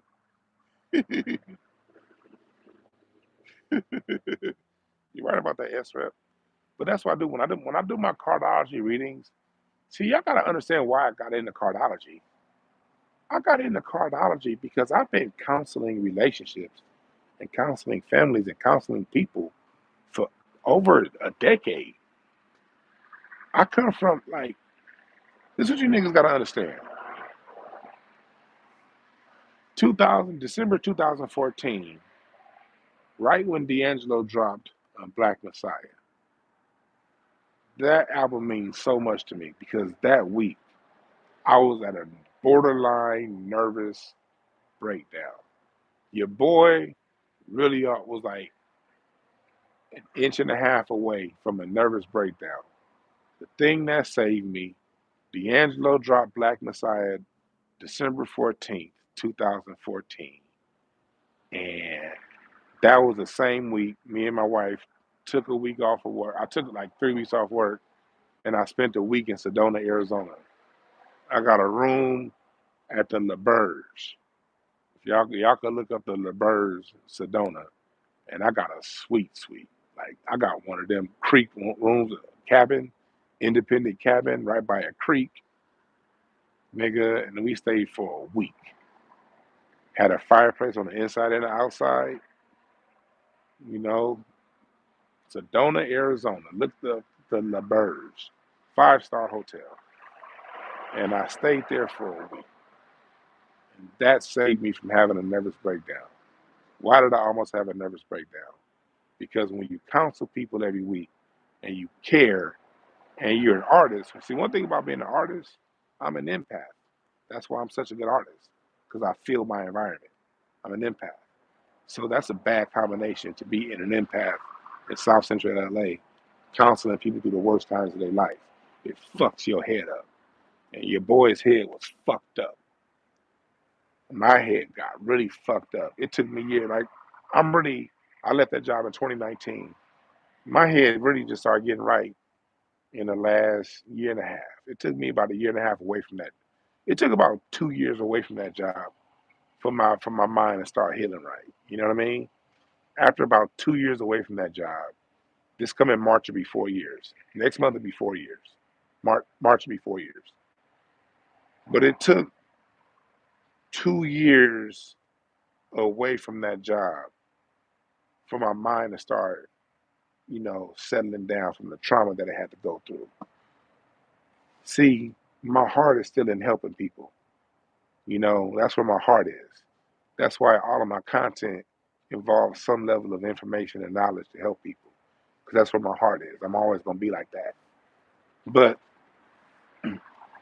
my heart can no longer handle counseling people every week. You dig what I'm saying? My heart could no longer handle going in and seeing what these children are going through, and counseling the parents on how to work with the child and what to say to the child, how to interact with the teacher. After all these years, nigga, my heart could not handle it. Nigga, I'm gaining all kind of stress weight. Hey, do y'all know I'm down 30 pounds since the FBA rally back in November? Whoop up. See, I don't be talking too much about what I do, but I'm down 30 pounds since November because, I changed up everything. I saw myself on that video. I was like, all right, cool. I've done this for a long time. Time to change it up. I'm down 30 pounds since November. But anyway, a lot of that shit was in my head. A nigga's head was fucked up. So I had to figure out a way to still help people, but not get as involved. I had to find out a way to help people, but not be as involved. So I heard about this thing. My wife told me about it. She said she had a grandfather who used to read playing cards. And I was like, huh? I said, hold on, hold on. You can read playing cards? And she was like, yeah, my granddad used to pull out a regular deck of playing cards and read people. So I was like, so that just intrigued me. That just intrigued me. I was like, you can read playing cards? Wow.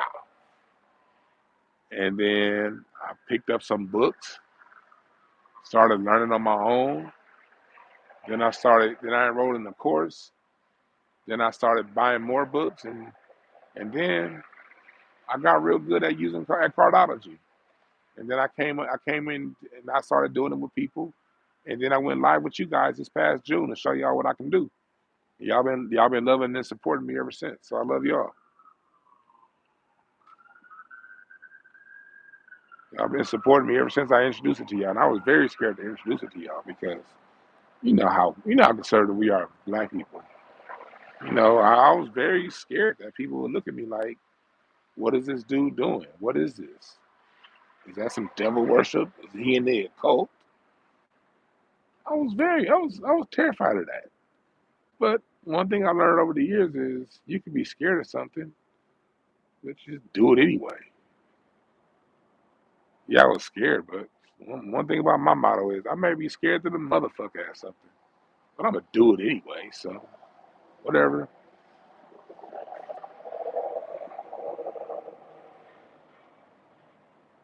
whatever.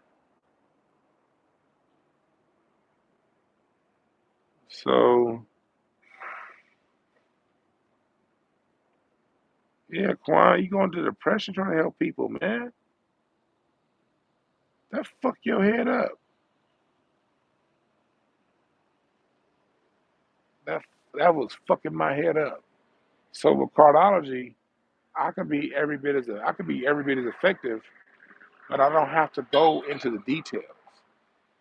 Y'all know how many children told me that they were molested, and they told me because they were more comfortable telling me than they were comfortable telling their mama. That war on me, man.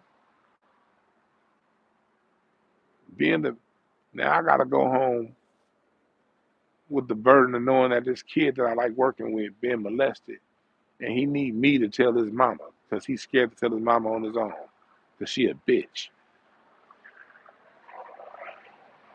Man, that fucked my head up, y'all.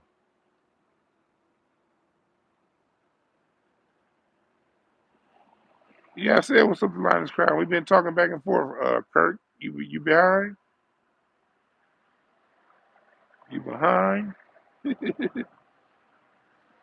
£900 is the reason why we talking about cards.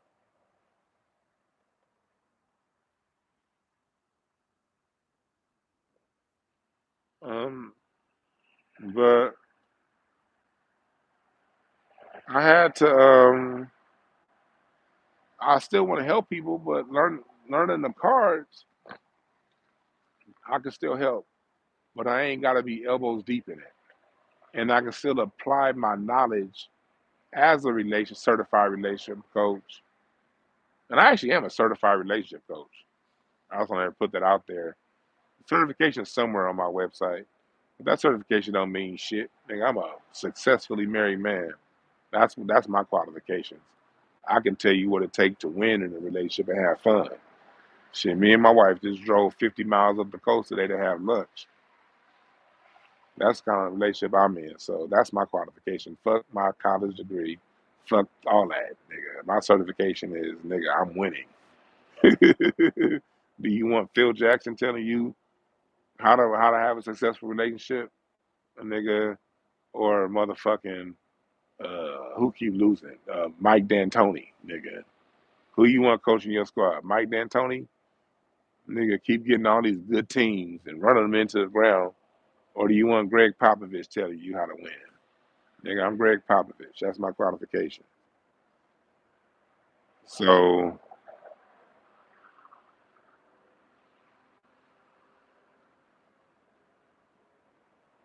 mm, so that's just what it is. You know what I mean? So, I still apply my knowledge I learned over the years, counseling people and helping people with my cardology. That's what you get from me. You get somebody who's 10 toes down on this shit, who learned the science of our ancestors. So don't let a cardology reading, don't let that scare you. Don't let that scare you. Learn about your personality. Learn about your relationships. That's where is it? Daughters in spring training? Ain't they spring training like somewhere in Florida or some shit?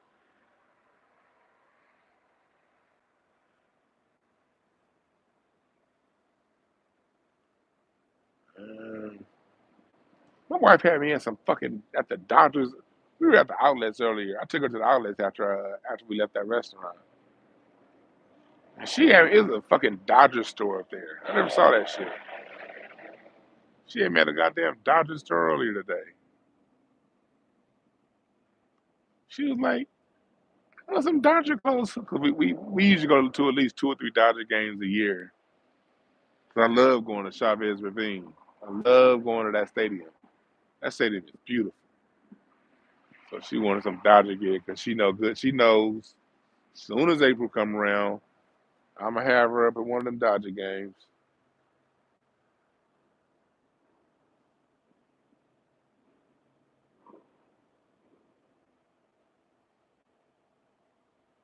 Yeah, Mookie Betts. Yeah, so but yeah, that's why I got in the cars. I got in the cars. I wanted to keep helping people, but I can't do that weekly counseling thing anymore. I can't do it, and I still have those services up on my website, on Breakthrough website, but I think I'm gonna take them down because I can't. I can't. I just like nah. I put in my work doing the weekly counseling thing. Now I could do short term counseling. I can do that. Like one thing I think I might do is I might do like a 6 week relationship boot camp kind of thing. I could do something like that. But as far as every week, 6, 7, 9, 10 months, and mind you, I could do that. My fee for that when I was doing that was on my website. But my fee for relationship counseling is $250 a session, and I have packages to where you do like three counseling session packages for like 590. That's not, you know, I like that. I like the money, but it ain't worth it. It ain't worth it. Nigga, nigga, my heart done had enough of that shit. Let me read your cards and get the fuck on out. Because really, when I got into reading cards, I thought I was just going to kind of read cards and still do the counseling and just kind of like low key read the cards and not tell you I'm reading the cards. Because I thought that most people would be scared of card reading. So I'm like, man, a lot of these people are going to be scared if I tell them I read cards. First of all, how can I tell niggas I read cards when all I do is crack jokes on people all day and talk shit? How can the shit talking nigga come out as a nigga that be reading cards? I was scared as fuck to tell y'all I do this shit. For real, for real. I really was scared.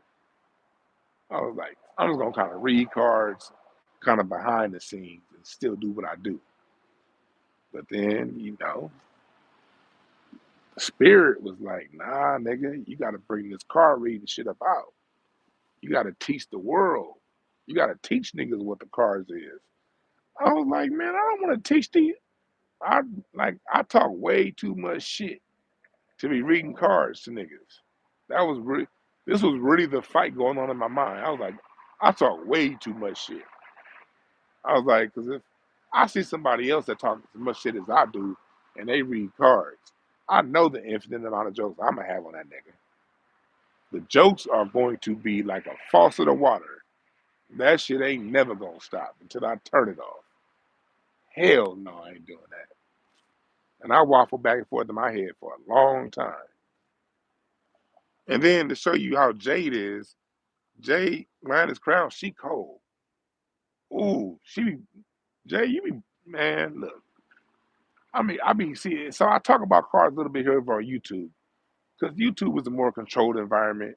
You guys choose to subscribe to me. So whatever direction I go, either you're gonna roll with me or you're gonna unsubscribe. Fine. Twitter space is more open. I don't really know them niggas like that. They don't really know me like that.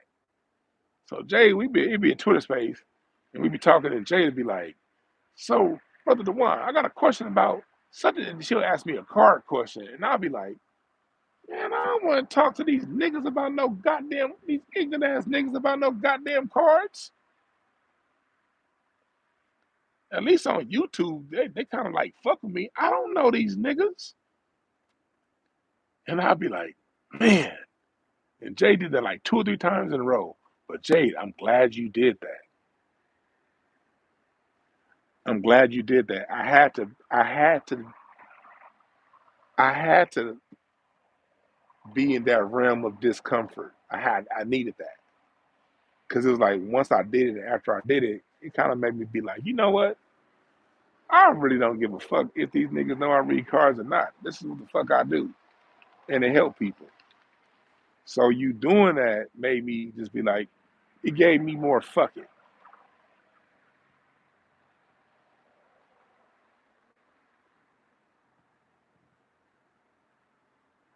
That's what gave me my fuck it when it came to the cards. Like, you know what?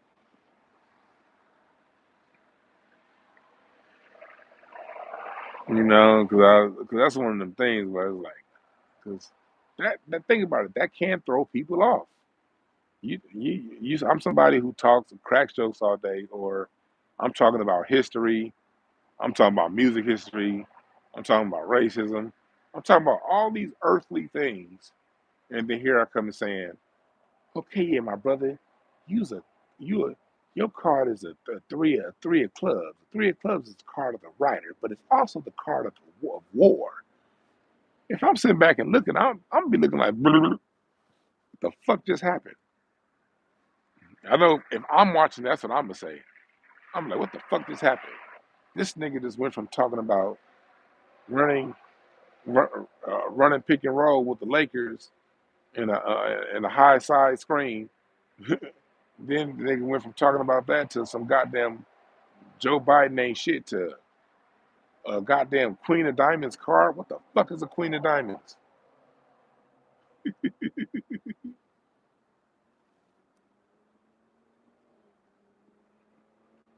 Nah, Harlem Russell. Your mama paint my toenails, and she paint my toenails with my balls hanging out. She paint them clear. I don't like them colors. She be clipping my clipping my fingernail, my toenails, giving me a pedicure, and she give me that clear paint on my toenails when she done buffing them with my balls hanging out. Yeah. Um. Hey, Jade, if you want to do a Twitter space on the cars, we can do it. We can do it. You never like I'll do it. Cause Twitter space, a lot of them niggas in Twitter spaces is fucking ignorant. I don't like dealing with them niggas. I really don't. It's a whole bunch of ignorance in Twitter spaces. But it's a lot of cool people in Twitter spaces too. It is. Jade, if you want to do a Twitter space on cars, let's do it next week. Let's do it. I'm down. I'm down.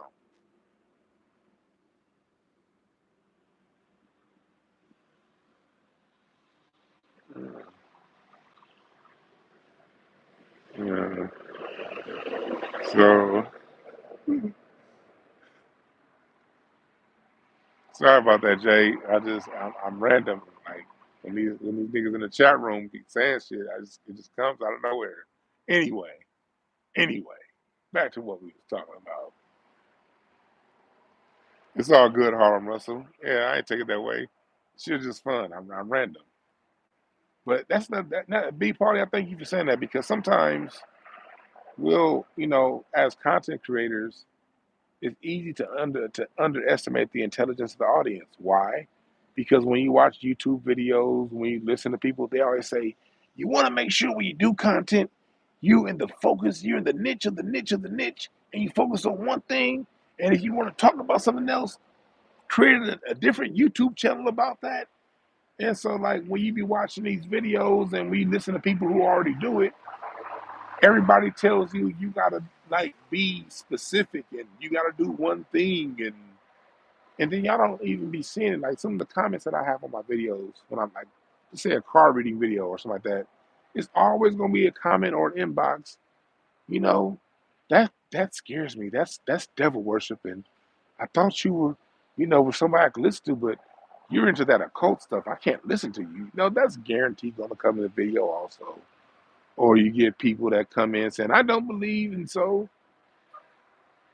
those things happen.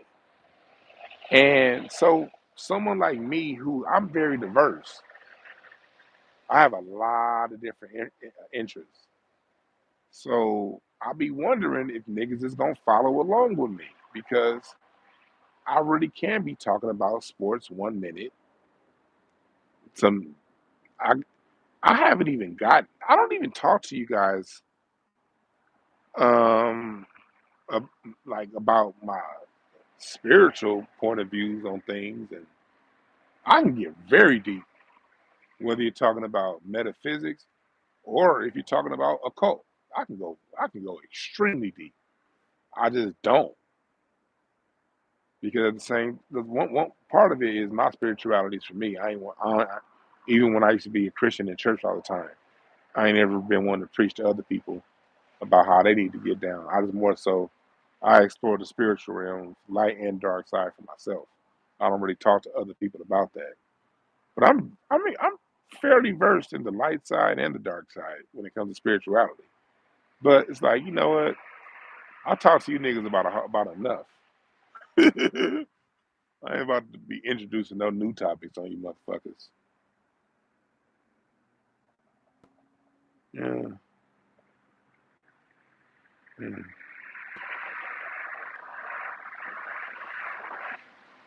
See, my Jade, excuse Kirk Owen, the cats in my chat room. I got a lot of these 5150 niggas in my chat. Y'all niggas ignorant as fuck. I love that 5150 crowd. I genuinely love the 5150 crowd. Some of you ignorant niggas was at the rally in DC talking about some 5150. I'm like, nigga, we're here to talk about reparations and you niggas talking about some 5150. I love that crowd. Y'all some fools.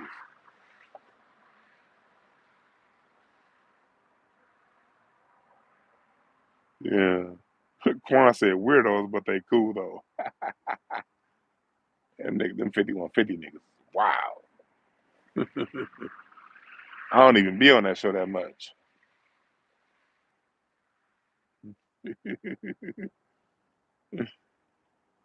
I don't even be on that show that much. Y'all niggas, wow.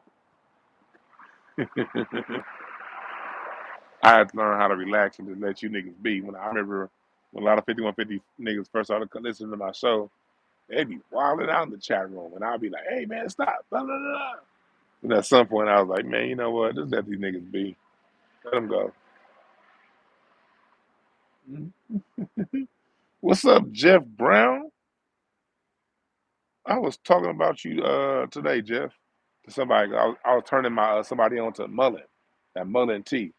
When y'all see me putting that mullet with my weed, I got that idea from Jeff Brown.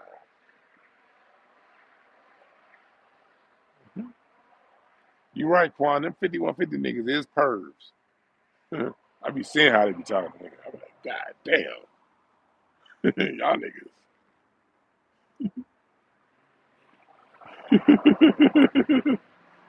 Y'all niggas. Well, salute to Jeff Brown. I love Jeff Brown.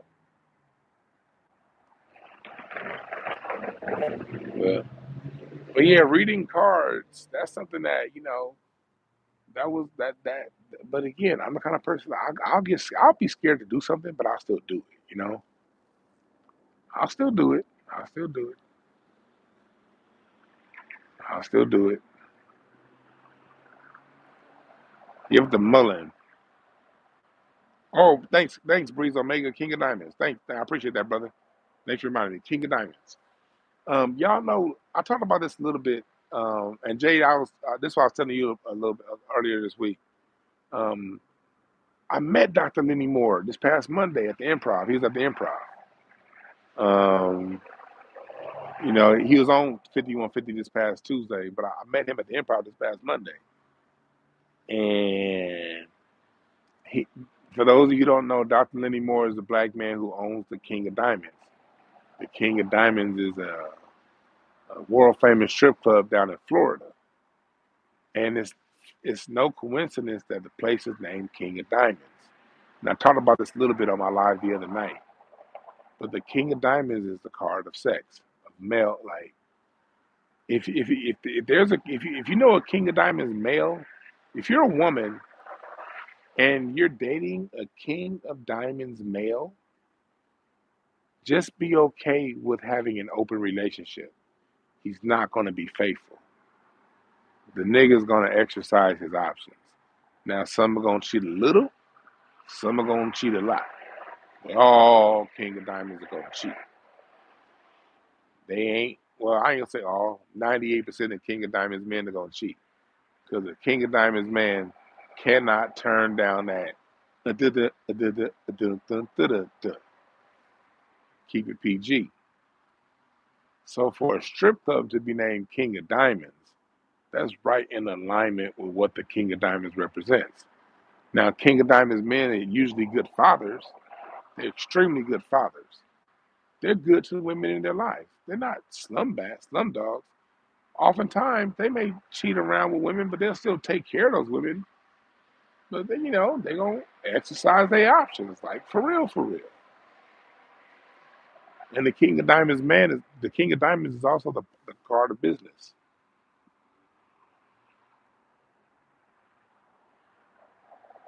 Yeah. It's also the card of business. You gotta have King of Diamonds people are really good. A King of Diamonds person can run multiple businesses at the same time.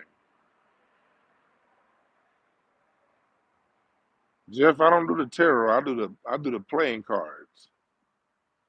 I say you do whatever your spirit is pushing you to.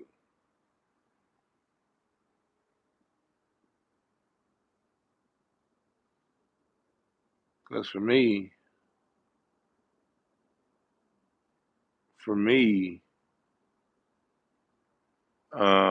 I like the playing cards. Yeah, I think I am gonna do that. Man. I had somebody building my own metaverse, but I don't know what happened. I have a whole metaverse that was getting built all summer, and the last meeting we had was November 5th. And no, December. And then I followed up with them. I gotta follow up with them again. Because I did text the dude on New Year's Eve. So he probably was out partying, forgot to text me back. But I don't know what happened. I was actually getting my own metaverse built and it just stopped. with the developers. So I don't know. I don't know if they just shelving it for later or if they permanently stopped it. I don't know. But if so, I'm gonna get a metaverse and that King of Diamonds metaverse anymore.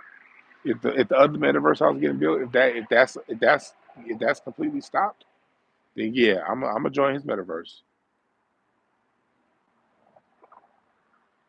Oh yeah, King of Diamonds are very ruthless when it comes to business and money. You want a King of Diamonds on your side when it comes to business, or if you have a business reading and you have a King of Diamonds, just say if you have, that's nothing I do with my cards. I can read your business and I can read your year. If I read your business and I read your yearly spread and you got a King of Diamonds. Now, if you got that King of Diamonds in Mars, that means it's gonna be a struggle. But if that King of Diamonds is in your business reading and it shows up in Jupiter, oh my God, you about to make money hand over fist again if you put in the work. Because I don't want to make it seem like the cards guarantee an outcome. If you have a King of Diamonds in your business card spread in Jupiter, and you haven't been working your business, you just been sitting on your ass drinking milk with two hands, then no, you're not going to have a lot of money being made. But if with that same business you've been really putting in the work, you've been really putting in the time and the effort. If that King of Diamonds shows up at Saturn, if it shows up in your transformation or your reward, even if it shows up in your Venus, you're about to have you about to have a dope ass year in business. Yeah. I don't know off the top of my head. He said 522. Okay, I probably do know because May 19th is a king of clubs. So that means May 20th is a queen of clubs. That would make May 21st a jack of clubs. That would make May 22nd a ten of clubs. So you're a ten of clubs. Ten of clubs person, meaning you that's the card. Ten of clubs is the card of the sage. Ten of clubs is very wise. You get downloads from the universe. You see things. You kind of have a unique perspective, and you learn divinely. You know what I mean? It's like sometimes when you read a book, it's only confirming what your spirit already told you as a ten of clubs. The thing you got to watch out for as a ten of clubs is you're probably very stubborn, and your ego can get in the way of your divine downloads. That's where ten of clubs people get fucked up. Ten of clubs people have very strong egos, and those egos will stop the spiritual information from flowing. Spirit only flows in a relaxed mind that's devoid of ego. That's where spirit flows. But if ego is involved, if ego is trying to overthink things and overdo things, spirit then abandons that vessel, and that ego is running you into the dirt. So I don't I don't know any. Well, I do know one medium. I do know one medium. Parties. She's pretty good. I do know a medium.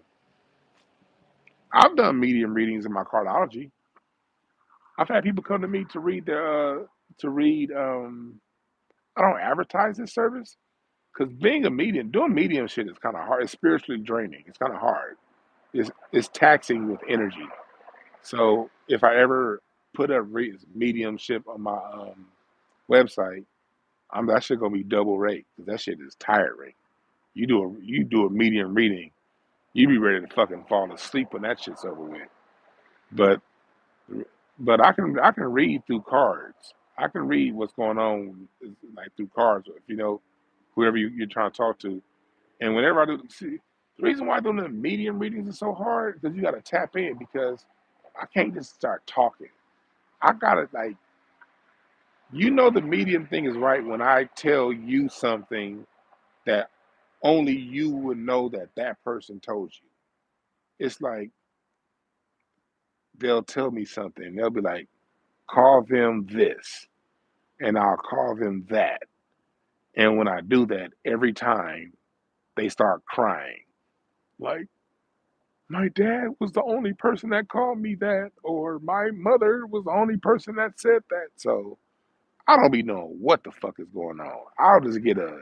I'll be reading the cards and I'll just get a voice that say woompty wham boomty bam. And I'll say woompty wham boomty bam. I don't know what the fuck it means. But the person listening is always something that only that person identified them by.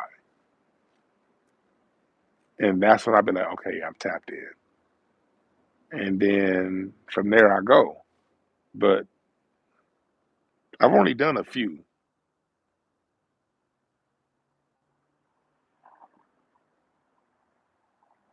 225 Grow, he said, you stubborn, things getting your way. Yep. Yeah, Ten of Clubs is a teacher card. Ten of Clubs is also a music producer card. It's also a podcaster card. Ten of Clubs can create. Mm. You said your brother was killed over the summer in Memphis? Damn. Sorry to hear that, Kurt.